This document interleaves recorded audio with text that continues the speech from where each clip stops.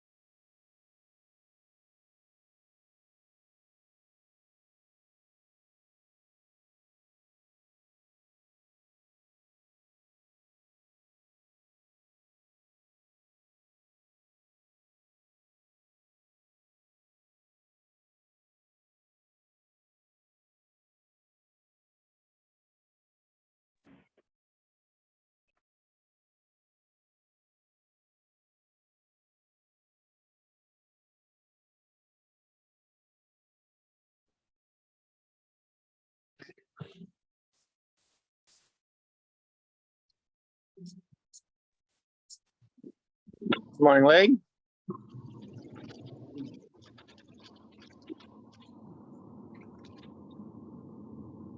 Hello, Alison. Tamara. Morning. Good morning, Dave. How are you, Lee? I'm very, very well. You can hear me okay? I can hear you very well, mate. What's happening in the world of real estate, buddy, out there around the ground? Mate, it is full on. Let me just put you in my headphones. One moment.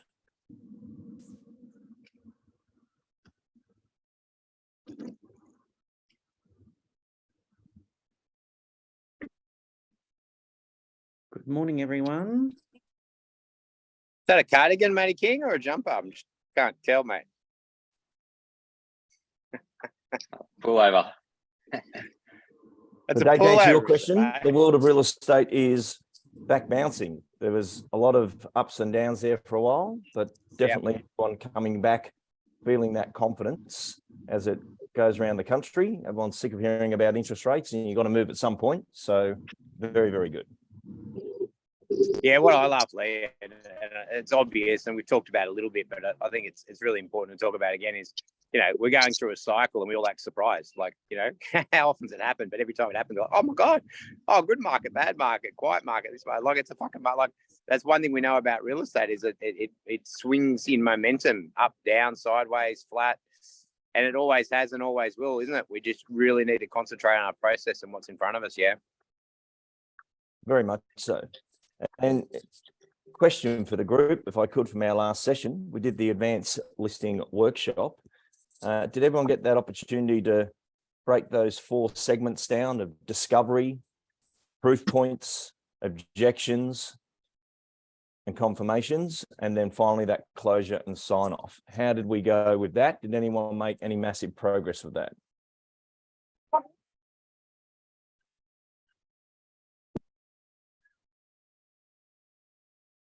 Great start, Lee. Fucking rocking it, mate. Rocking it. Very much so. Bit like rugby league that don't train during the week and turn up on the grand final. You know what I mean? They're just my team are just naturals, Lee. They don't need to practice or train, mate. You know what I mean? They're just all naturals. Who had a go at it? There's got to be one of you that had a go at it. All right, cool. Tamara, off. What'd you get out of it? Actually, I got my first listing off it. So I went out that afternoon and I was pumped up and I got my first listing. So I take it as a positive. Very, very good. You get a car. And Tamara, what was the difference in you in that moment? What did you feel was different? I think I just had more confidence and a bit more of a better understanding about how I could work with people, because I'm quite fresh to the game. So it was a bit more backing for me with confidence. Yeah, and I think one big thing that came out of that workshop that was really important is compression. One reason why people can't make a decision to go ahead with you is that they're overwhelmed. So how do we strip that back? What do we need to do in order to say less, get it across in a more compressed time frame where it cuts through and they've got clarity. They actually just understood what you said versus there was so much information came at me. And then I'm the other, signed into the Zoom now. I'm sort of listening to it as I go. I'll just give it a call. and there's Terry. Hello, Terry. Beg So your pardon. Beg your pardon. all good. So tomorrow, if you've got that, that would be absolutely great. Who else had a change of their model, what they're doing, and a way of working?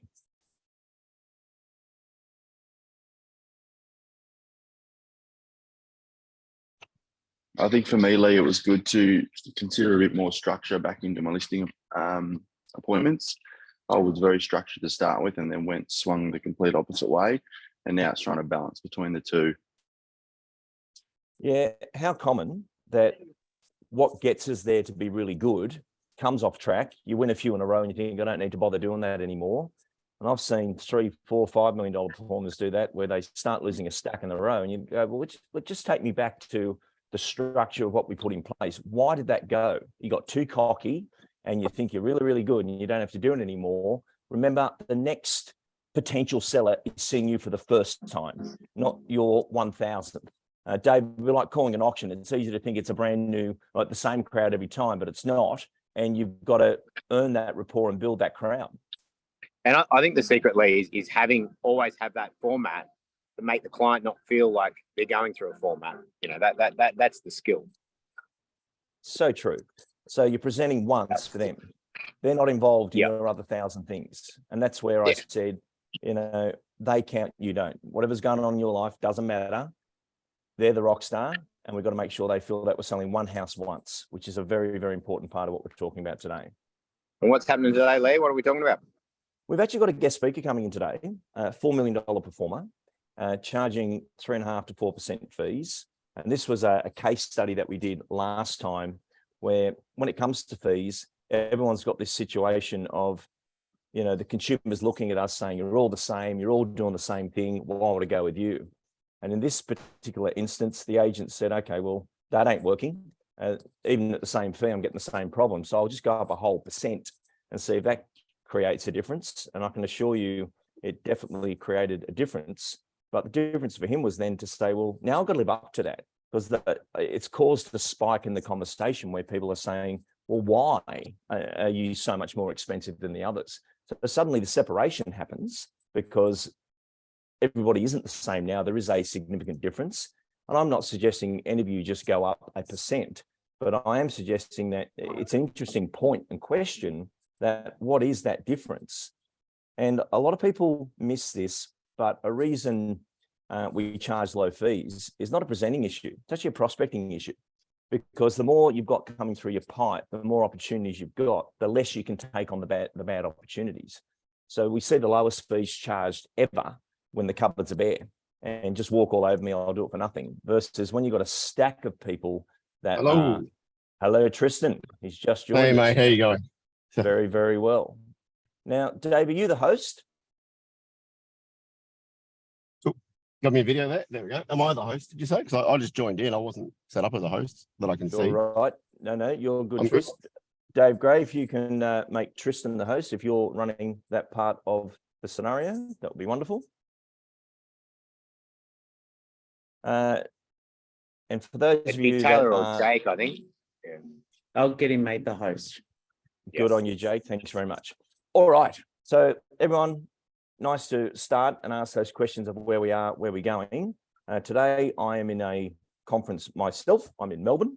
So bringing in a guest speaker was a great opportunity to not only give you someone from the trenches who's done incredibly well over their career, but also if there's any questions that you would like to ask of people that are doing results at that level. Tristen Roland is from Brisbane, from Stone Real Estate. He's been the top salesperson there. He was at the top salesperson at his previous brand as well. He's the top salesperson right now across the nation by $1 million in fees. We're not talking about a small little part of the journey there where we just nudged it by 100 or 200,000 with $1 million clearance. And as you know, Stone is some of the biggest agents through the Sydney, Northern, Lower North Shore area as well. So there's some big numbers that aren't in Tristen's area. So Tristen, I'm going to hand over to you, and I'd love you to take us on a journey of two things today. One is listing streams, how you're able to develop that type of business coming in, and then also how you're defending fee and getting the results. Ladies and gentlemen, give a big wave and round of applause for Tristen Roland. Hey everybody, how you going? Thank you, Lee. What an intro. Always hard to live up to. So yeah, and apologies for being in the car. I literally just had a call about 8 minutes ago. My daughter's throwing up profusely at school camp, so I'm now driving to Currumbin to get her this morning. So was that John Lennon saying, life's what happens when you're making other plans? From my point of view, with listing streams, it is such a critical part of what we do to create, a consistent income stream and really, I guess, a bit of durability. So when you get a phone call saying your daughter's throwing up and you got to come pick her up, it doesn't derail your whole business. So I'm not sure how many people heard me speak last week, or a couple of weeks ago now, wasn't it, at the Hunter, about what we've done and etc. But for a bit of a catch up, last year was a very interesting year in our world. So my office got destroyed in the flood in February. So we had 2.5 feet of water come through that. I ripped all the tendons in my elbows in the same weekend because I stopped our property from flooding because the drainage at the front of our property hadn't been done. We're in the middle of renos. And then additionally to that, I ended up picking up a bloody staph infection off the back of my father being rushed to the ICU, who subsequently passed away in February this year. And I have some people go, God, how did you get through that and still keep a smile? Well, I mean, firstly, life happens, and I had a great boss once say to me, shit happens to everybody. It's just how you deal with it that makes a difference. And I think you need to dig deep for your clients as well. I had my wife in tears laughing a while ago because I was sort of looking up the sky muttering, and she said, did you say a prayer then? And I said, yes. And she goes, what did you say? I said, dear God, please use lube. Because after the last year, it's been pretty challenging. But the point I make is they're not so poor me or feel sorry for me. I don't buy into that kind of stuff at all. It's a matter of if you have that consistent passive stream of listing leads coming in, and particularly very loyal people to you, etc., you'll always be busy no matter what. And I was just amazed by how many people waited for us because things are always going to happen. I had a really good agent ring me for some advice just before Christmas, and she sadly had cancer for the last 18 months. And she said to me, I'm really struggling to get my feet back on the ground. And I heard sort of indirectly, what happened to you? How the hell are you still going so well? And I said, well, you're a very good prospector. You're very good at marketing, but you need to have those streams there. So if something hits you, you're going to be okay. And, I think you've got to ask yourself the question, if I tore a ligament in my arm or if I got clocked on the head, like I really brained myself a few years ago, I did a talk with Lee about it, would my business recover? Like if someone said, you're not allowed to prospect outbound for 3 months, would you be around in 3 months' time? And that's a really big question to ask yourself. And if the answer is no, then, okay, firstly, after you've finished having a panic attack and you put the brown paper bag down, then think about, okay, what am I going to do to give myself some durability and some versatility in this space? What am I going to do to put some insulation around me so that happens?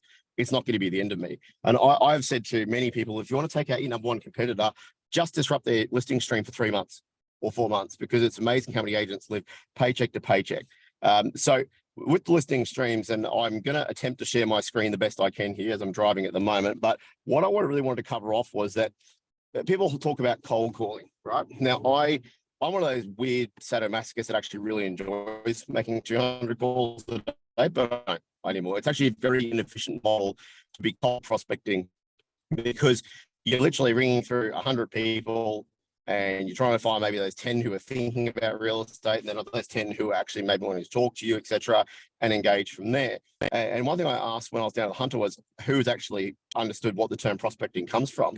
And the amount of people who didn't actually know the origin was amazing. It blows my mind. So for those playing at home, the term prospecting comes from the gold rush days, where they go down to the riverbed and they have this basically 3-layered sieve, and they'd scoop up all this silt and sand and rocks and everything from the river, and they go back and forth, and all of the crap and all of the rubbish would filter through, and see all the sand would go to the very bottom, and then the sort of clumpy dirt would go there and a few rocks, and then you get all these little nuggets of gold left over. It could be flecks, it could be decent sized nuggets, but the point was that you're literally sifting through the rubbish to find the gold. That is literally what we do in prospecting. We're going through maybe 100 calls. You get your C leads, your B leads, your A leads, etc. But again, it's really a bit like a carpet bomb kind of mentality, right? You got to go through everybody to find them. And what blows my mind as an agent is how many agents are the masters of reverse prospecting. What I mean by that is they burn more business than they actually generate by just the way they conduct themselves in their day-to-day business. So I was just saying to one of the girls yesterday, I said, watch this. I'm going to sit with you for an hour. I'm going to answer my phone. And so all the buyer inquiries that were coming through, I just talked to them properly, gave them a decent service. Oh, it's under contract. Oh, okay, bye. Wait up. What are you looking for? What do you mean what I'm looking for? What are you chasing? What's this? And then one of those people I spoke to was a first home buyer. 30 minutes after that phone call, the first home buyer, their parents rang me, hey, we're selling a house in Clayfield, which is a very good area in my area. You're the only person to give our kid 2 cents and 2 seconds of your time. Can you come and talk to us about selling it? Because clearly the agents in our area are useless. And this new person, I've only been doing it for 5 months. She just looked at me in absolute disbelief. And I've always had this joke, it's not very PC, but I've always said to be the best agent in the area, you don't even need to be good enough to place in the Olympics. You just need to be good enough to place in the Special Olympics, and you're going to be better than most of your competition, right? You know, like, seriously, it's actually embarrassing from an industry point of view how poor the service is. And my grandfather, who I'll have to talk to Lee more about him one day, he was, in my opinion, the GOAT, the best salesperson ever, and a phenomenal human being. He was a Greek guy, had a business up in Rockhampton, menswear, like workwear store, salary. His best friend was R.M. Williams, right? So he used to always say to me, if everyone's barking like a dog, quack like a duck, and you'll stand out, right? So if everyone's being rude in a booming market, like, it's the easiest market to generate listings in, and people go, no, it's not. Everyone wants a listing. Yeah. Everyone wants a listing, but because the market is so hot, the agents who are only nice when it's compulsory, only have manners when it's compulsory, really show who they truly are. You know, and the amount of buyers go, God, you're the only one that speaks to me even civilly at the moment. Yeah, sadly, the industry really shows its true colors, and you see how inherently poor human beings some people are. But I love my job. I love the people I work with. I'd love to help you. Love, love, love, love, love. It all comes from here, not from here. And so, you know, it's one of these, even just the basic phone calls, people would go, come sell my house. You're the only one that wanted to work with me. Like, midweek inspections are still the greatest source of listings. And yeah, we'll talk about feeder fence in a minute, but if you haven't, secret shop your competition. I've got one full-time secret shopper who goes through. You'd be terrified at how many agents even take people's details at open. So what I want to talk about is listing streams. I'm going to attempt to share my screen here, so please bear with me because I'm not sure if I can do this off mobile. I've never tried. Oh, here we go. Share. There we go. Apparently I can do it. So I'm going to get over to, here we go. Bear with me to see if this works. Okay. Please tell me if you can see my screen in 3 seconds. I'm just going to try and get this these slides up. All right. Are we good? Can we see that? Can we see the green there? Can someone give me a thumbs up if you can see the screen? No, with not the, yet. Okay. Sorry. Thank you for chiming in, whoever that was, by the way.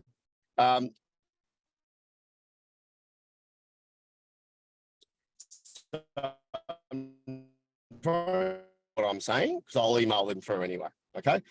So the idea is to create a passive stream. Now, you've got your normal agent listing pool. Everything comes through to that pool. The first sort of form of stream I find you get is from your sold activity, right? So what we call sold leverage. What I mean by that term leverage is if you try and move a boulder by yourself, it's very hard. But if you've got a lever to leverage it, it will move a lot faster and a lot more freely. This is a prime example of that. So when we talk about leverage now, doing just sold letters. So when we have a property that sells, when we go under contract, which is a bit different for people in New South Wales, because you have what's called exchange, which is equivalent to what we call unconditional up here. But once we get an agreement on a deal, so it's under contract, we drop a letter straight away saying it's under contract. Then additionally to that, when it goes unconditional, then we do our sold DLs, for example, right? So the next part is obviously the sold DLs. We do at least 2,500, 3,000. One thing I've learned in the volume of what we do, I used to do, say, 500 just sold letters or DLs, but one of my co-agents who worked with me worked for a really good agent called Jim Ryan, who was in Harcourts many years, a great agent, a great bloke. And I did 700 letters or DLs once, and no leads came from it. And I said that was a waste. And she goes, "Oh, do another 700 to the other side of the suburb." And I went, "Yeah, but it's the other side of the suburb." She goes, "Yeah, but people aren't attracted to a sale on that street. They're attracted to success." And I went, "Okay." And I did it, and 3 listings came from it immediately. And I went, "Oh," and she goes, "It's pretty good ROI. I mean, they were like 20 grand hits per listing too. So it was 60 grand ROI. And she said to me, just do that little bit more. So when we do a DL, we normally try and drop at least 2,000, if not the whole suburb, because it's that constant repetition that goes through. In addition to that, you've got your handwritten cards. So what we do is we do a handwritten card, which we can actually print off our printer now, which is crazy. The template's there. It says, hi, we just sold this property and we have the templated stats that we can put into it. And then we just repeat it. So you do one card and it might say, you know, we just sold this in, 5 days, 6 offers, extra this. If you'd like to talk to our owners about their experience, feel free to reach out and we'll get you their phone number, which is very powerful, particularly because like people go, oh, it must be so easy at your level. I think it's actually harder doing 4 mil than it is doing 1 mil because there's a lot more cynicism, criticism. Everyone's really trying to chastise you to your owner. There's a lot more sort of skepticism about what we do, and there's always a target on your back. So having people understand that look, we're happy to be very transparent. You can talk to our owners.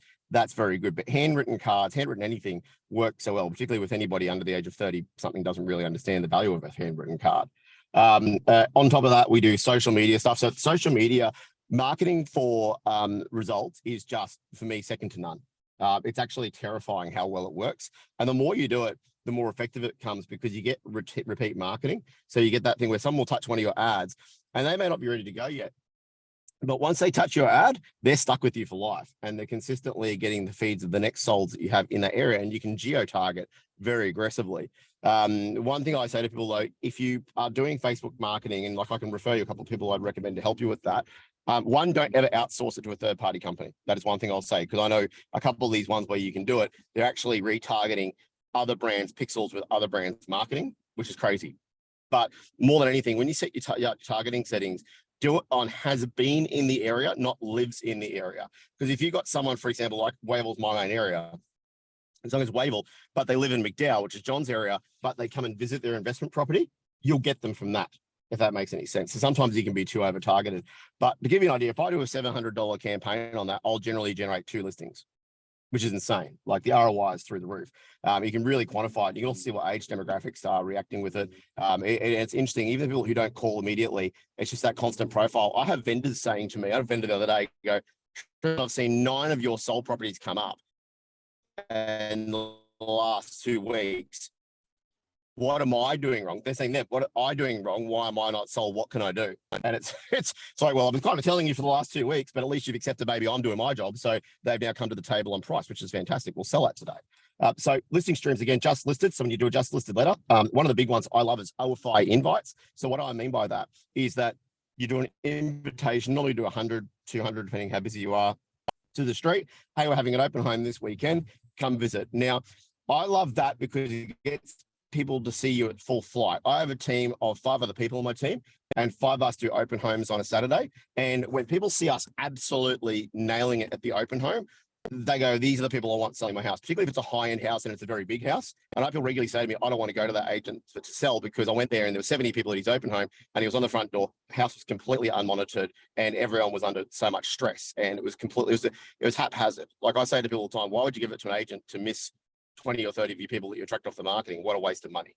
So OFI invites are good, but now you're OFI.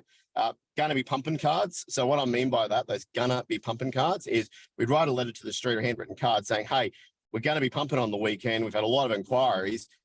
Just wanted to give you my card. If someone parks across your driveway, which obviously in the city areas in Sydney is a really big problem, please ring me and I'll get them to move, or text me and I'll get them to move.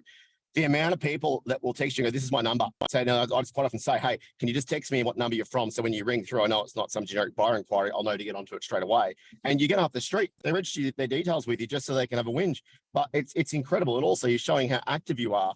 A lot of people go, oh, what do you mean you're going to be pumping? I thought the market was down. So people will reach out to you, but it's just such a simple thing. And what I love about all this stuff is you can be in year 10 of your career or day 10. There is nothing stopping you from doing this. Nothing stopping you from doing this. Last one outside of that, when you're doing a just listed, and this can be really in any kind of form, is the help me meet Gary cards. And I had a lot of people message me about this after speaking at the Hunter. What I mean by that is, hey, I've got a buyer who potentially could be buying number 42. If you know Gary, can you please get him in touch with me, or could you pass me his details? Because I'm really concerned we might miss a great result for the street, which would help everybody's values. And it is amazing. I honestly yet to find somewhere where someone doesn't know that person's number, particularly if they've moved away. And the irony is that you see people move away and they become like orphan data because the one agent that had that person's phone number has gotten out of the industry, retired, just stop trying. It's crazy how many phone numbers are somewhere in somewhere system, but they're locked off to a closed database and a salesperson doesn't work there anymore. But your neighbors quite often have it. Like everywhere I've lived, and I'm an agent, obviously, but I've had every neighbor's phone number within 5 houses of mine because it's a safety thing. And I introduce myself to them, but gee, it's effective. It really is. One thing we do at rentals, and I'm just astonished that other agencies don't see the left and right hand, whereas in our department, I'm married to my wife, obviously, and she runs the rental side, is we'll door knock normally the properties either side of our management. Hey, just letting you know, we've just listed the one next door, we manage it. If there's ever any dramas with the tenants, can you please give me a call? Have you got your number there? I'd love to know. So when you ring me at 2 in the morning and say they're playing death metal, I'll know it's you, I'll answer. Oh yeah, sure, I'll text it to you now. Bang. Like, and you know what? They love that. And we've had to evict a tenant recently for doing exactly that, where they're playing death metal at 2 in the morning. There's a $4 million house one side of it, and there's a $2.5 million house the other side, which in my area is like the top of the top. Like Wavell's never had a $4 million sale yet. But they appreciate us reaching out, but they appreciate even more us booting those tenants, and they're doing the wrong thing. But here's the kicker.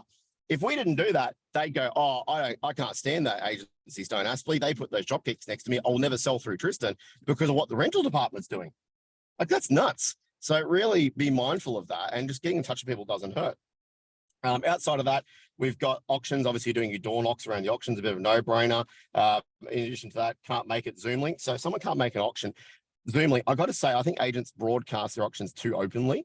Makes people give a bit to get a bit, right? You know, if you want to be there, I can show you the Zoom. Just give me your details and I'll text it through to you. Don't just make it readily available. Guess the price comps. I love these. So what I mean by that is, hey, guess what the property goes for. The person who guesses the closest will win. Even if you're doing the party you just listed, text us this, right? It's actually funny how many people go, oh yeah, I know the vendors, they want 1.3. Like they'll text it through to you and you go, oh really?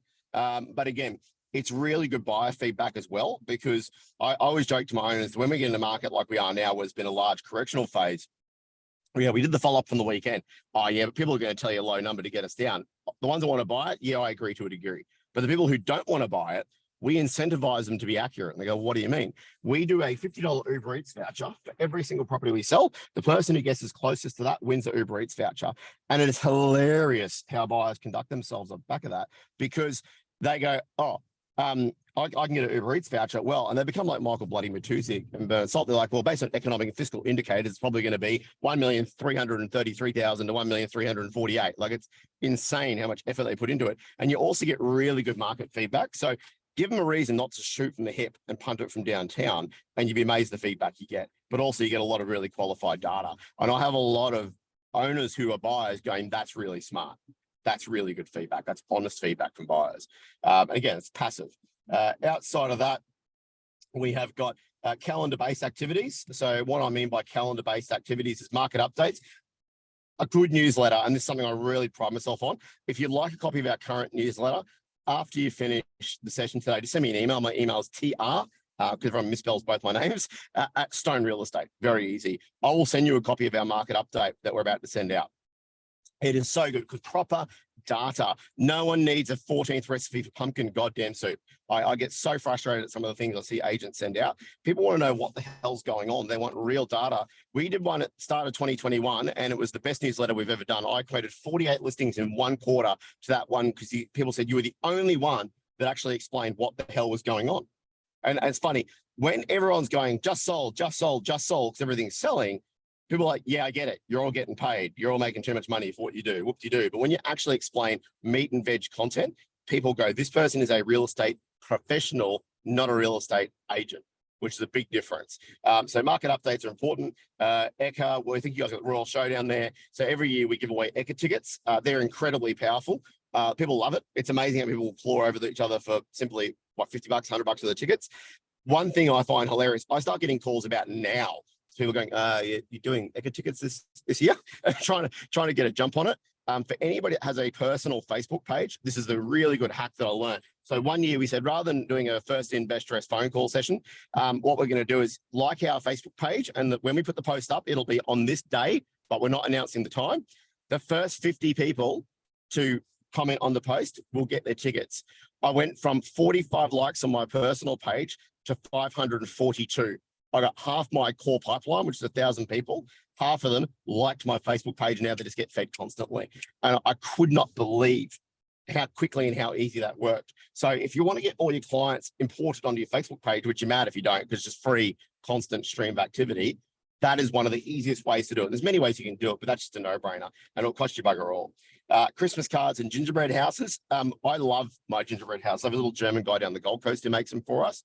So Christmas cards are a no-brainer, but it amazes me how many agents don't do them. I handwrite as many as I can. We've sent out about 1,300 every year now. But I always laugh because I have people saying to me all the time, I love that you still handwrite your own cards, because no one would pay someone money to have handwriting as bad as yours. Which I always laugh at. School teachers always chastise me for it when they get the cards in a nice kind of way. But gingerbread houses, so we do 100 every year to suppliers. And I do not underestimate the value of your suppliers. Like all the valuers, all the people who look after us day to day, man, they say you're the only agent we deal with that gives us anything. And they're the ones that always make sure our bells go through quickly or don't tank a deal on us. But then they're also the ones when they have a divorce sale. Who do you think they say, give it to this guy or a refinance, etc.? So it's a really simple but really, really powerful thing to do. But what I like about the gingerbread houses, they cost me about $100 a pop now. But when you drop them out to people, our ones are quite large, so you can't consume them in one innings unless you're a bit of a guts. So what we normally find is they normally get taken to the family Christmas lunch, and it's the centerpiece of the table. They're beautiful, these gingerbread houses. And people will say, oh, wow, where'd you get the gingerbread house from? Oh, my agent. Did you sell a house this year? No, I sold one 4 years ago, but my agent still drops me stuff because we draw a lot of them out at random. So we do 30 fixed based on what we need. We have what we call career building listings, so CBLs, where we go, I want that one day. That one's getting hit with the gingerbread house this year. And then we pick out normally around 60 to 70 clients at random. And when you drop in someone who hasn't sold with you in 3 or 4 years and they go to one of those, it's funny how their relatives go, I sold a house this year and the guy who I sold through didn't even send me a bloody Christmas card and gave me a $20 bottle of Plonk, you know, for our settlement gift. Wow. And because it's so big, they will share it across 3 or 4 households. I could show you so many sibling sales that have come just from that one simple thing. And it's fun. You get to run around delivering gingerbread houses. I used to do it by myself back in my bachelor days. I ended up having to cab it because people would get me absolutely trolleyed by lunchtime. So they don't want to have a beer with me. And by delivery number 6, I was too cut to bloody actually get home. Now with the kids, it's actually really good because I can do 10 in a day. But people love seeing the kids, and it's really interesting. People go, it's so funny seeing you grow up and have a family now. Because I've been doing this since I was 23. I'm now 40. But they know the kids. And like my daughter made a very funny comment the other day. She said, I reckon I'll get so many of your clients when I'm 18 because they've known me since I was 2, which is spot on. So, you know, you create that succession plan by accident by doing that. So gingerbread house is very important. Easter promos, all the usual stuff. I'm not going to go too much more on the layers because I really want to go onto the fee stuff in a minute. But you know, end of year tax valuations, all these things, third-party referrals. I'll send you through all the slides, but I really want to highlight, if you set these things up, and the biggest thing is implement. Just pick 3. Pick 3 to set up, and your business will not look back. And I am always available on the phone. I just have a rule: make a donation to Bravehearts, and I'll always help out wherever I can. But if you implement 3 of these things, even if it gives you 1 listing per month, now multiply that by 3 and then multiply that by 12. There's 36 listings in a year. It's crazy. And some things work better for other people, but work what works for you. So in regards to listing defense and, you know, fee defense, for those playing at home, my base fee is 3.7, including GST. I'm just going to switch the screen share off. So bear with me 2 seconds. Hopefully it will work. Can you guys see me at the moment? Yep, awesome. All right. I apologize for that. I got a head like a busted mango. So, you know, from my point of view, when you're talking about fee defense, and I'm happy to open up mics here as well if anybody's got any questions. One of the things I get, so I don't know what your fees like in your area down in New South Wales, but in my area, most of the agents are 2%, 2.2, maybe 2.5 at the higher end. If they hear they're up against us, they'll go to 1.5, 1.9, which is insane. For Queensland, that's actually very low. But someone says to me all the time, Tristen, how much do you charge? And the one thing I will say is you do not want to have any delay in your answer to that question. So I had a younger person in my office go to a presentation yesterday, got to ask the question, and she just froze. And I'm looking at her and it was like, shit, she got like that blue screen that the computers have got, and she hung there for 8 seconds and I had to jump in. And I said to her afterwards, if you hesitate, if you stall, if you and you are, no matter what you say, truth or not, it sounds like a lie. There's a lack of belief. There's a lack of evidence behind it. So don't be afraid to respond quickly. So if someone says to me, what's your fee? Or what do you guys charge? I just go, we're free. Straight away, we're free. People go, what? we're free. And then what do you mean? I was, well, the difference in price we get, which I can demonstrate, and say you've actually got me here, consistently we're getting 10, 15, 20% more than the others are. We're free. We pay for ourselves. I can be 2% in a parasite and leech off you, but really I can show you results that agents could have gotten, but honestly, I reckon the owner would have gotten more. And there's actually one text message conversation I have in my phone and actually bring it to my pre-listing kit where a buyer in my area offered $920,000 on a very average house on a very average spot and missed out on it by 10 grand. And they said, Tristen, you're the only agent that gives us a fair crack at something. I don't understand why. And I said, well, I'll tell you why. You keep telling people that you want to buy a house, knock it down and build a brand new Hamptons place, but for you, not to sell. And they went, yep. I said, so here is my advice. And this text message that said, I want you, every agent you meet going forward, tell them you're desperate to find an agent to sell this brand new Hamptons place you're going to sell, and watch how people change their tune. And anyway, they messaged me a day later, you won't bloody believe it, we just bought a house. And I went, oh, really? They said, yep. All we said to the agent was, hey, this is the go. And he went, oh my God, I've got one. It's off market. Little old lady owns it and she'll take 820 for it. And that house was far superior to the one that I just sold for 920. And I said, that's crazy. And ironically, in the same week, a for sale by owner sold the same house in the same street for 920. And I said to the people, that owner got 100 grand more without him paying an agent because he worked for himself. He wasn't trying to line up his developer, mate, right? He wasn't trying to line up someone to flip back. So the point is that sometimes an owner is actually better off selling it themselves than going with an agent who just is racing to a pay packet. But I say to people, you know, we are free. The difference in price we achieve consistently will cover our fee. Otherwise, we're just parasitic. And people go, oh, well, the other agent says they'll do it for 2%. And everyone would have heard that, right? A great response. I actually learned some really good BDMers. The other agent will attempt to do what we do for 2%, right? But the reality is there are a lot of things that happen every day that we do that sadly don't happen and you can't do for 2%. So like someone said, oh, the other agency will do exactly what you do for 2.5 and you're 3.7. And what I find is when you're negotiating on a fee, and for those playing at home, I used to teach 4 courses in negotiation. The best thing you can do is step back rather than getting inside this little argument, right? Step back and go, okay, great. Rather than starting arguing a fee, go, well, this is what I'd like to do. Can you tell that agent, I'll write them a check for $500,000 right now if they can show me how to be in 6 different places simultaneously, because I can't do that right now. I have 5 other people on my team that all do things every day and I cannot be in 6 places simultaneously. I've never mastered that skill. That sounds pretty fair. And they sort of go, oh, I see your point. To say that they can do what I can do by themselves is either arrogant or ignorant, but it's a lie. There's no way I can't be that. And I would explain, you know, if those who have got a team or any kind of EBU, right? I always joke, look, Samantha, who does my admin, is the GOAT. But if I did not do my job, if I just did her job every day, I still wouldn't get what she does and done in a day because I am too ADD for admin. And if you're great at admin, you're too OCD for sales. It's not the same brain, right? So for any agent to say, I can do it all is just, in my opinion, ignorant. Not just arrogant, it's ignorant. They clearly have no understanding of the industry. Do you think that I would be a great property manager, Mr. Vendor? No, I would be the worst property manager in our business. Great at leasing, that's sales.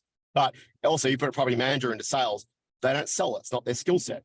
So why the hell would you pay 2.5% or 2% to have all these things missed? And sadly, when you start chopping things out of the process, the first thing that gets missed, I find, or gets chopped out is the buyer service, because it's the first thing that you cannot measure, right? So unless you're secret shopping your agent, which I encourage you to do, secret shop me any day of the week, you will never be able to quantify how much you missed out on. And people, well, what does that mean? Let me put it this way. I could show you of our last 50 sales. And I think it's really important to have your last 50 on hand, right?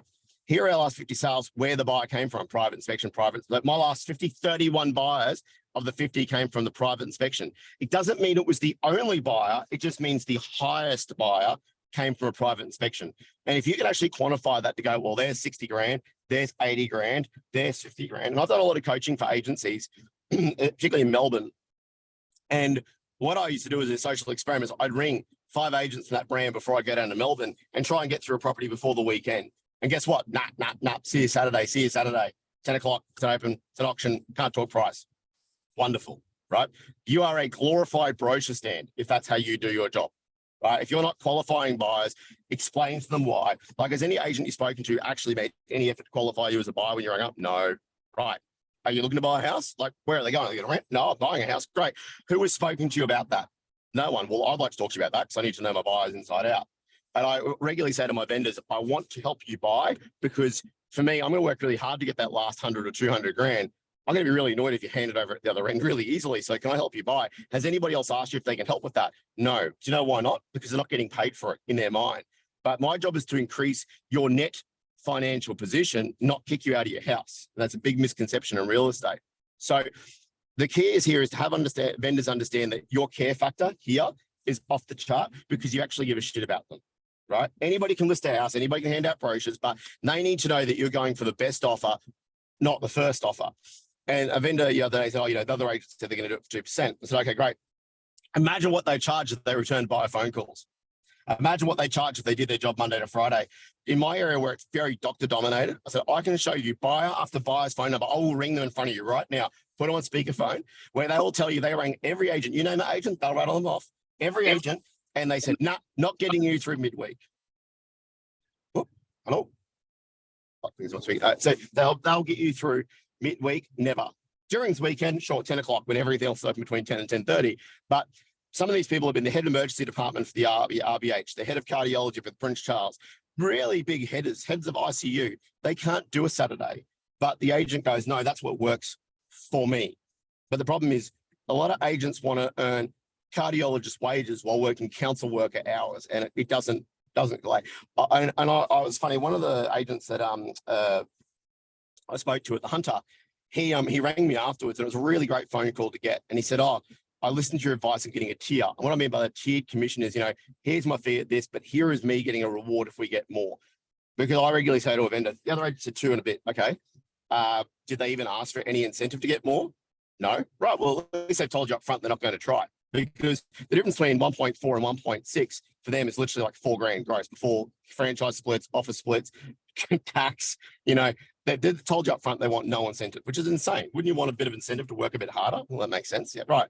And so this young guy rang me up. He went for a thing at Seaforth, and he beat 2 very good agents, including a Stone agent. And I said to him, rather than come in at 1.5, which is what they're all going in at, I said, why don't you come in like 1.2, but have a tier, have an incentivized fee. And he did that, and apparently got it 1.2, but the tier was he got $20,000 for every 100,000 over what they thought it was going to go for, and he got $300,000 over because the vendor actually listened to him on advice, and he picked up a $60,000 bonus on top of his fee. And he's a new guy, and he said, "Mate, I've just done a quarterly target and 1 sale." I said, "But here's the stupid thing: the vendor won and you won. It's a symbiotic relationship, right? Why would you not want an incentive to get more?" And there's some days, particularly in the booming market, where the vendor was so head stuffed, I just went, whatever, we'll do a tier. I ended up with a 5.7% fee on a $2.1 million sale because all my competition had this vendor so conservatively priced. And in the end, I just went, whatever, let's do a tier because I wasn't going to list it. I really liked the vendor. I didn't want to miss it.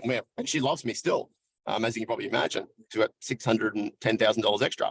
But the point is that you need to make sure that the vendor understands where your loyalty lies as to the best price. But don't be afraid to stick to your guns. And when you've got that stream of listings coming through, you'll be able to choose the listings you want rather than chase them.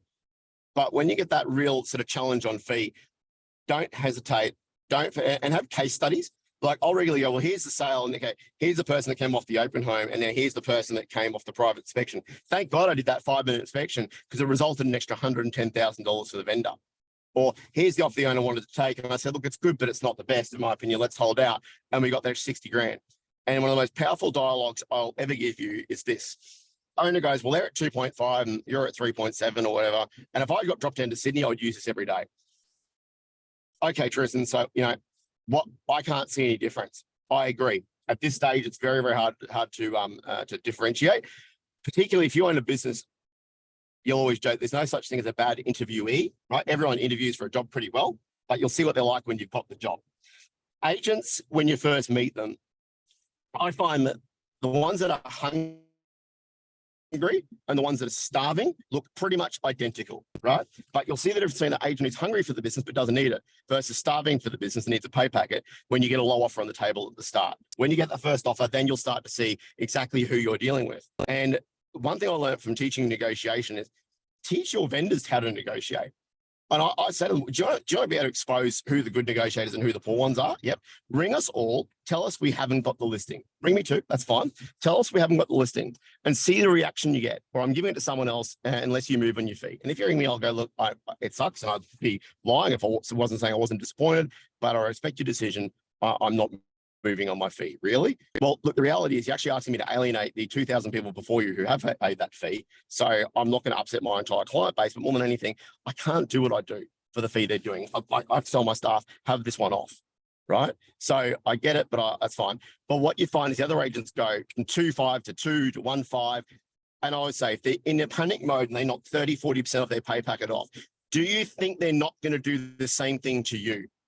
And I regularly challenge vendors. I say, look, you know, I find it hilarious that they know what I charge, right? They all know, and they do. Yep, okay.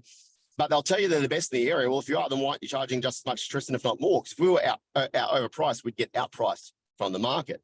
If Kia came out today and we said we're matching BMW tomorrow, what would you think? And they go, well, what the hell have they done to upgrade it, right? Okay. If BMW came out and matched Kia, what would you say? What have they taken out of it? Exactly, right? Exactly. But you know, for someone to say, I'll do all this at this fee, and, you know, and for me and my family, I won't try for the extra 30%, but for you and your family, I will. I mean, what an insult to your intelligence. Like, you know, you're way smarter than that, hey? And it's funny because some vendors go, yeah, absolutely I am. And others go, yeah. And they're in their head going, I'm still trying to work it out. But you really sometimes need to challenge someone's intelligence. You're smarter than that. It's like a fat personal trainer saying he's going to get you fit. What? That makes no sense. Watch me get you the highest price by me getting myself the lowest price. Huh? Like logic does not marry up. And so, you know, really, I think you got to sort of point out the insanity of that. And, you know, you'll hear the whole thing of, you know, will you match the other agent? It's one you get regularly. If anybody asks that question, that is, I actually like you. I don't probably want to go with you. I just don't like the price. And if you're good at what you do, and I really say, work on your skill sets, you got that belief in what you do. But I say, look, how do you mean match them? Like, I need to let the other four or five people on my team who are going to assist on this sale go. I need to erase the 72 separate records we hold. Like, how about rather than me stepping down to match them, how about they step up, go and achieve 2,000 sales, 72 separate records, 5 REIQ nominations, be number 1 and 2 different brands nationally, and have a skilled professional team with an extra 5 people who are absolutely wonderful and guns at what they do. But more than anything, they have an extremely high care factor. How about they match that and then they can charge the same fee? That sounds smarter. And then shut up. And they go, oh yeah, I see your point. Because I don't want to, like, what am I supposed to do? Tell the team to have this one off?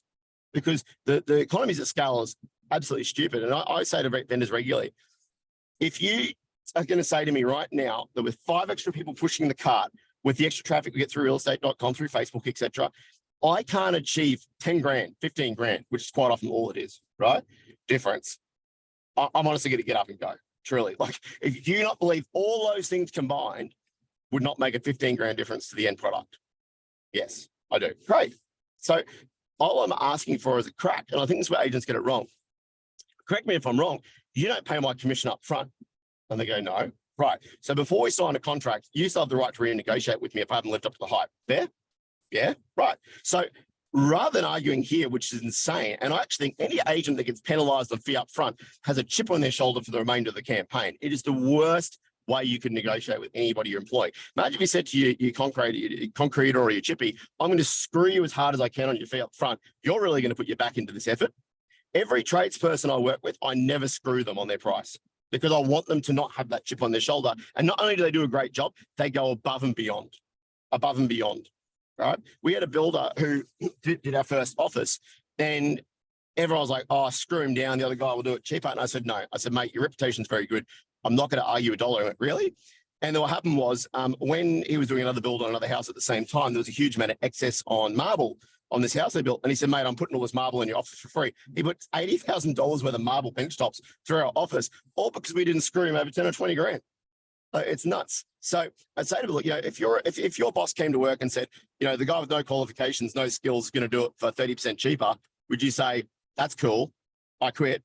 Or would you hang around? Or worse, if you were made to take a reduced pay packet at work, even though you knew you gave 100%, would you give everything for that boss from there on in? Right? It's a really bad way to start a business relationship. Now, before I continue on, is there any questions you guys have got? Anything you wanted to ask me from your side about fee defense? Because I could talk about this all day, but I wanted to know if there's anything specifically you would like me to answer. Not sure if I can see the hands here. You have to bear with me a second. Oh, No, we're all chat. good. Welcome to unmute yourself. Oh, you're good? Yep. All good to keep going? All right, awesome. Great stuff. Thank you. So, look, the key is, guys, the busier you get, and I don't know the full spread of your fees in your business, right? But I say this, the reason why guys in my office who are on their first year, their first 5 months of real estate are getting listing.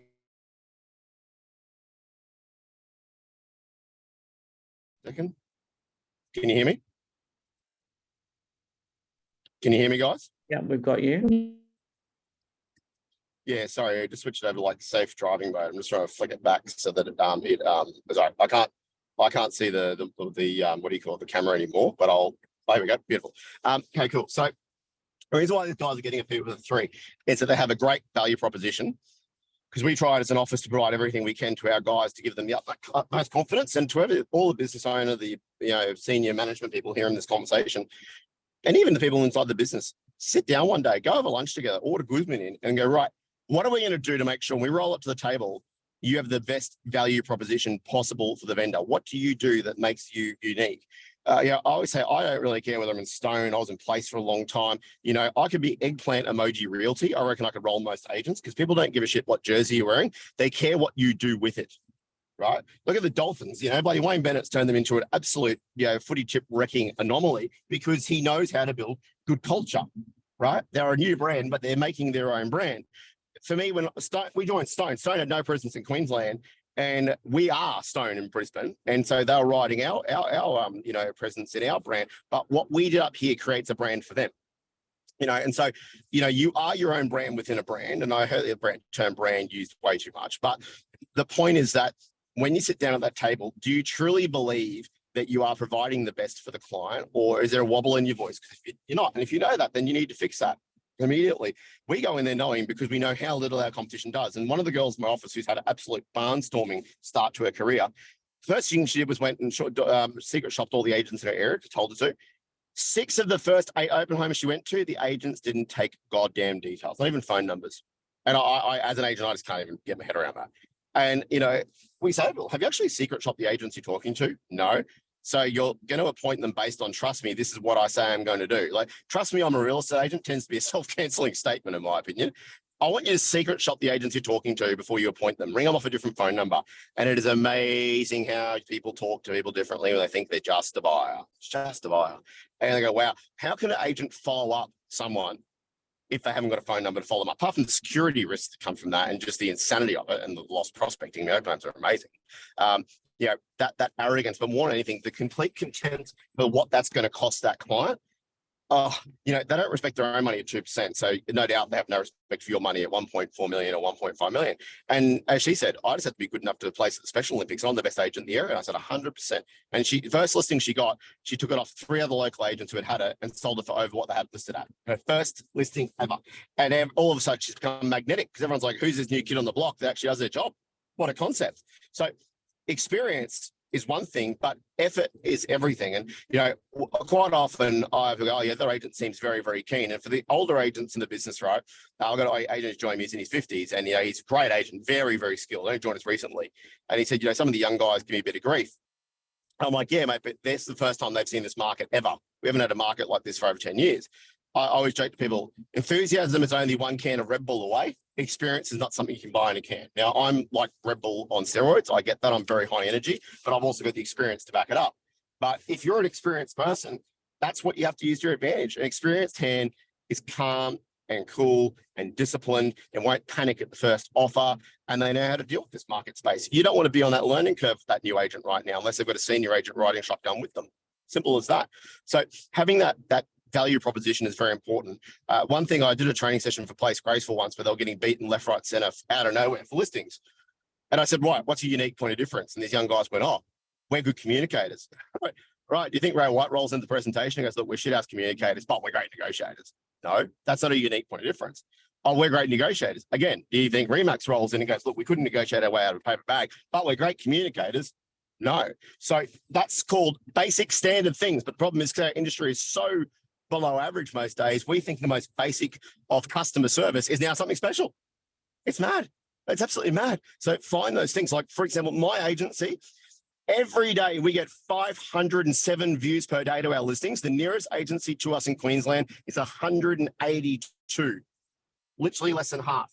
That's a unique point of difference. We are getting 41.1% more inquiries on our properties per day than any other agency in Queensland. And that's not because of the volume of actual views that we get sent through Facebook, etc.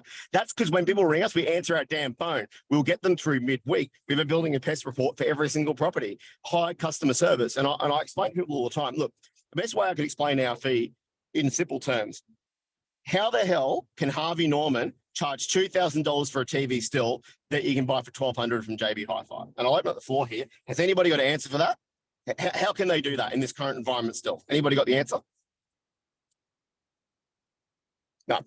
Cool. So here is the answer. Because damn Harvey Norman will take it to your house, plug it in, and set up bloody Netflix, right? For $2,000. Effectively, they get charged an $800 thin air markup for having a couple of cousins take the TV over to your house, which maybe costs them 60, 80 bucks. And then some 16-year-old will go and plug it in and get it hooked up to Netflix and your Wi-Fi for you, right?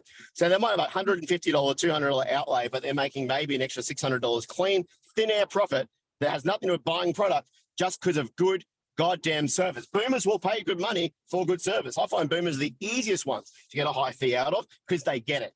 They've been through 4 or 5 sales most likely. They've employed Muppety McMuppet, and they've also employed Diligent Dave, and they get the value in it, right? So the point is you can be a Harvey Norman where high service equals good money, right? But what are you doing? What's your unique point of difference? So I really would challenge you to find that. And if you haven't got one, get one. You know, something I learned was we do a lot of pre-market coordination. So in my team, and my dynamic's different. And I've had a lot of people ask me about this because they go, oh, I've got 2 co-agents and they help me list and prospect. My co-agents don't list at all. I'm the only lister in my team. So they help me with selling to a degree, but they all have specialties. So Isaac does all the pre-market, so like pre-listing, getting the kits ready and whatnot, helping track the lead board and whatnot, because a lot comes in. He also does all the dial before you digs and a lot of the pre-listing work to get listings online in that sense, the back-end stuff. Tom does all the ad writing, photo shoots and pre-market work. So he coordinates a lot of renovations. And it's funny, someone said today, you know, justify your fee. Okay, well, this one in Nunda we sold the other day, Tom saved the vendor $42,000 for the same amount of works through our trades because we got collective bargaining through the rent roll. And then, oh my God, that would cover the entire fee. It did. Forget the extra 180 grand we got. Just the difference in trades alone saved us the entire commission for that vendor. Wow, okay. Like that would sound like a bit of value add, wouldn't it? So now what do you do apart from just turn up and hand out brochures to make the difference? We do morning and afternoon open homes, which to me, I kind of understand how agents don't do it. But the problem with the morning, right, is that everything's open in the morning. Has anybody ever timed how long a buyer spends at their open homes in the morning? So I can tell you it's 3 minutes and 42 seconds currently in Brisbane. I hate morning buyers. It's like speed dating. It's like they go 1 to 1 to 1 to 1 and they work out who they want to screw. You know, in the afternoon, it's just off the chart. Off the chart. We have on average 17 minutes and 20 seconds is the time they spend in the afternoon because they're not jumping from property to property. But more importantly, and you know, I win so many listings with this one simple line, right? Would you like to be able to meet your key demographic for your family home? Because people with morning sport with kids apparently aren't allowed to buy a house in your area. Look on realestate.com. Like evidence just kills, right? Have a look at the open home times for this weekend. See what's open after 1 p.m. And it's us, and us. That's it. They're all, I don't know where they go. Maybe they go to the pub. I don't know. But to meet all those extra buyers after 1 o'clock is devastating. And there's no competition. But Bill goes, mate, you're the only one I could see today. And I said to Bill, if you don't believe that makes a difference, well, I'll give you something. And this is where you really call vendors on the fee argument, right? Because see, some vendors will not pay your fee purely because they just don't like us making money. And you need to get your head around that versus bleed. I have one where I said, I'll tell you, I'll match your agent at 2%, but I get to keep the difference in price between the morning buyers and the afternoon buyers. And they went, what? I said, but I'll give you a few examples. Here's one where the highest offer from the morning was 1.8, and then the one in the afternoon was 2.105. Would you be annoyed if I got a $300,000 tax-free bonus? Yeah, I would. Right. It'd be a bit more annoying than 3.7, right? When I take like a 15% fee. Yeah, that would be very annoying. All because you priced based on the lack of ability or effort from the other agent, not based on the market. Right? I would say agents price on their ability, not on the market or the property. So, you know, it's one of those things where when you explain it in layman terms, go, why would we do 2 of this? And then I get to keep half of the price difference between the morning offers and the afternoon offers. They'll go, oh, I don't know about that. And it shows your belief. right? It really does. But something simple as that, we do afternoon open homes. And when so many vendors from in the area come through because they're back from morning sport as well, and the open home invites work, and they come in and they go, holy crap, there's like 30 people here. And they're actually taking their time to look, so they're not racing off to the next one. Yeah, I know. It's great. Hey, it's almost like we're doing our job professionally, you know? So it's a unique point of difference. And if you're not doing that, watch how many listings you get just purely because of that. And we actually did a table, I can send it to you, where it shows how many properties are competing in the morning versus how many are competing in the afternoon. One of my, and know your numbers, I love that saying, know your numbers, have those stats with you in black and white. My favorite dialogue of anything at a presentation table is, facts don't lie, but agents do, right? It's easy to sit there and blah, blah, blah, blah, blah, blah, blah, but when you have that truthful data in front of you, and I challenge them to provide data that conflicts with this, right? Facts don't lie, but sadly agents do. I'm not lying to you, and I've got qualified, independently vetted data that is true. Here it is. Provide those sales where you have got them off another agent, sold it for more than it was listed at. You know, it's just devastating. It's just devastating. And have those case studies. If you don't have 10 ripping case studies with you at a listing table, you're off your head. I had one, it was really interesting. So when our office flooded last year and everything was hitting us, one of my bigger competitors really came for us. That's okay. I love the challenge. But they also talked a lot of shit to get listings off us. And they got one off me where I'd offer it 1.1 million on this property. And they said, I don't take that. We'll get you 1.3 and blah, blah, blah, blah, blah. That's fine. And he took the bait. And there's so many good lessons to take from this listing. So he said, I'm going to withdraw it. I said, no worries at all. He then appointed them and it came back on about 6 weeks later as an auction.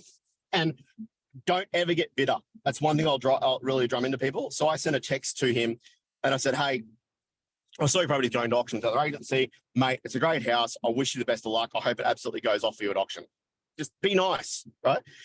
And it was funny because every other agent absolutely hammered him, went, why didn't you give it to me? You should have given it to me this time round, absolutely lambasted him. And he said, the one agent that had every right to be shitty at me, Tristen, was you because I took it off you in the middle of negotiating, but you were just really decent about it. And as I said to my wife, wow, this guy's actually a good bloke. Just be a good bloke or a good lady. Fast forward, goes to auction. They spent 80 grand renovating it before they put it back on the market, styled it and everything, not a single bit at auction, sits on the market for another 3.5 months. It's now priced at 850. They still can't get that. And what was really interesting, apart from we've already had an offer at 1.1, they let go. And this is a brand, so multiple franchises. A buyer came through one of my properties that I sold and my one went for $1,045,000. And they said, like, we missed out on it. What else would you recommend? And I said, look, I haven't got it listed. We did have this one listed at Beebe Street. I would buy this house. And he went, oh, really? I said, well, my one floods, right? We've got 4 feet of water across this property. Still got $1,045,000 for it. That's a better house, in my opinion, a better block. It doesn't flood. And he goes, oh, really? Because that's weird because another agent told me that one floods. And I went, what? Well, that doesn't make any sense. So the guy goes over to the what's it called? The property, and the owner is there mowing the lawn.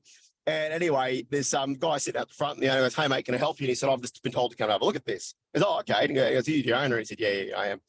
And the buyer goes, yeah, I got told by an agent to come here. Oh, who was that? Oh, Tristen from Stone. And the owner went, right. I think that's a bit odd. I took it off him. And he said, oh, look, I just got a question for you. Another agent from the same brand that he was listed with, but a different offers, told me this one floods and I shouldn't buy it. And he went, I'm sorry, what?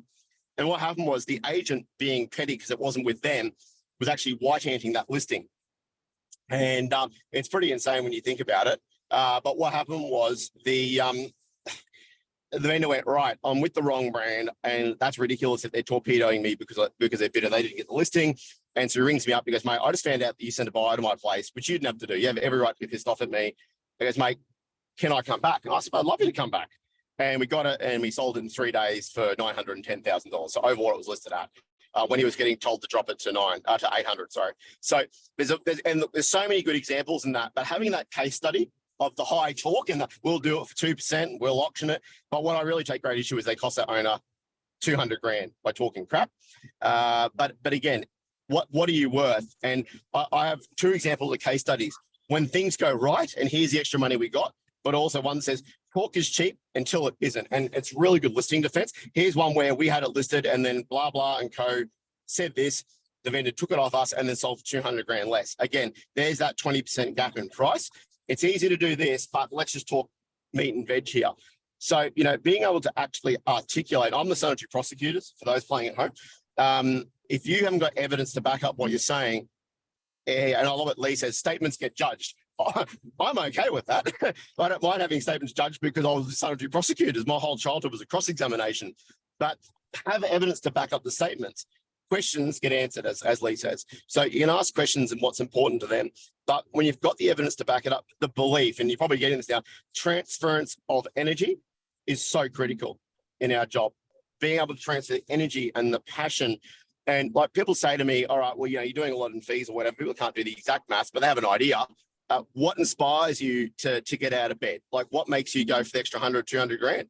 It's not even about the money. It's about the relationships you build and the money can't buy connections that you make. You know, I had a lady bought a house off me in the middle of the week at the end of last year, about taken off at 870. I said, you know, please don't sell it that. Put a price on it, plus price it. Let's make sure we miss anybody there. We did a reboost on Facebook. A lady from Mount Tambourine walks in, buys the place, pays 930 cash. Really happy owner. But here's the kicker. She is an equine vet. And my daughter is mad on horses and wants to become an equine veterinarian. And interesting talking to her about it. She goes, oh, would you like to come up to Mount Tambourine and the winter holidays and spend a few days with us and like, let's see what we do for a job? Huh, yeah. Like that's money you can't buy stuff. When you explain it, people go, these are the benefits. It's just amazing. Like I have so many doctors on speed dial, people who own music halls, people that you can rely on, but because you changed their life for the better. And when people realize that's where your motivation is, fee becomes irrelevant. It truly does. I have very little discussion about fee in a lot of our prezos. It's just doing the right thing. Thank you. So is there anything else anybody would ask me? Oop. That was amazing, Tristen. Thank you so much for that. I think a lot of people got a lot. I certainly got a full page of notes. So I thank you very much for that. Guys, I'll send out Tristen's email to you if anyone wants to send him an email. Thank you very much, Tristen. I hope your daughter gets okay. Safe trip down to Currumbin. And team, thank you very much for coming on. Enjoy the rest of the day out there. Thank you, guys. Thank you again, Tristen. My pleasure. Have a great day, guys. See you. Tristen. Thanks, guys. Bye. Not listening with that guy.